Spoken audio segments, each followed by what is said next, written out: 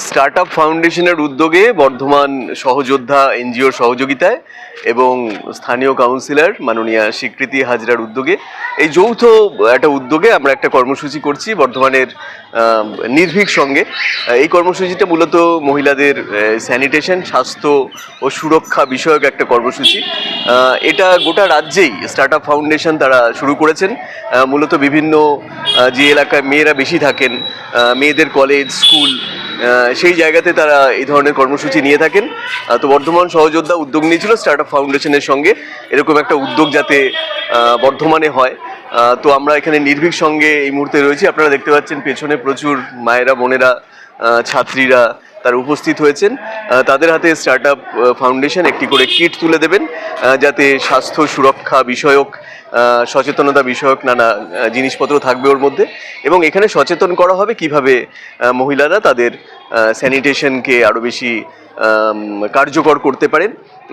সব মিলিয়ে এটা আমাদের মনে হয়েছে যে এটা একটা, তাই তো প্রীতি, আমাদের মনে হয়েছে এটা একটা অত্যন্ত কার্যকরী একটা পদক্ষেপ। মহিলাদের স্বাস্থ্য সুরক্ষা অত্যন্ত একটা গুরুত্বপূর্ণ বিষয়। তো সেদিক দিয়ে আমাদের মনে হয় কর্মসূচিটা সাড়া জাগিয়েছে এবং আগামী দিনেও সহযোদ্ধা এরকম কর্মসূচি করবে। আমি ঋষি গোপাল মণ্ডল, আমার পাশে রয়েছেন প্রীতিলতা বন্দ্যোপাধ্যায়, উনি সহযোদ্ধার সাধারণ সম্পাদক, আমি একজন সদস্য।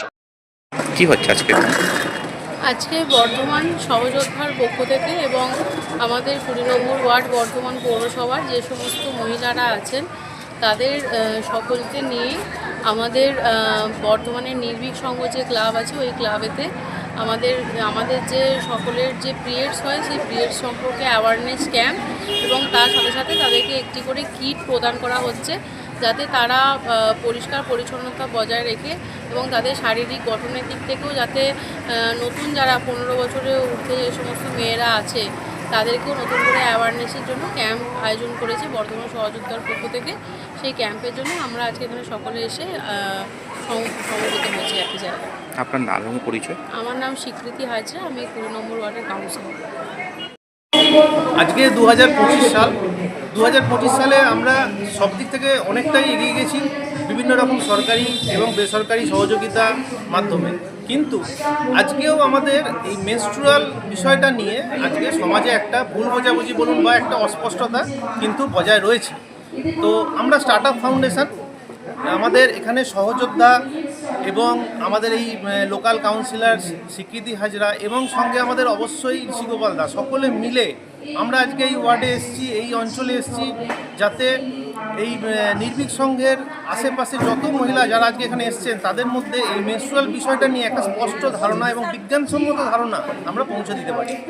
এই মেনস্ট্রুয়াল বিষয়টা প্রতি মাসে আসাটা খুব স্বাভাবিক এবং প্রতি মাসে এই সময়টায় আমরা এই মহিলাদের মধ্যে কী ধরনের সচেতনতা বজায় রাখতে হবে, কিংবা খুব একটা ইম্পর্টেন্ট বিষয় হচ্ছে মেনস্ট্রুয়াল হাইজিন, মানে মেনস্ট্রুয়াল সময়ে একটু পরিচ্ছন্নতার বিষয়, যেটার মাধ্যমে অপরিচ্ছন্ন থাকলে আমাদের নানা রকম রোগ হতে পারে, আমাদের নানা রকম সমস্যা হতে পারে মেয়েদের।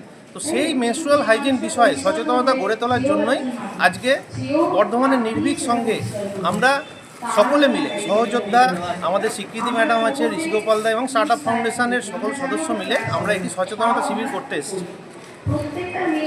আপনার নাম এবং পরিচয়? আমার নাম পার্থপ্রতিম মিত্র, স্টার্টআপ ফাউন্ডেশন অর্গানাইজেশনের আমি প্রেসিডেন্ট।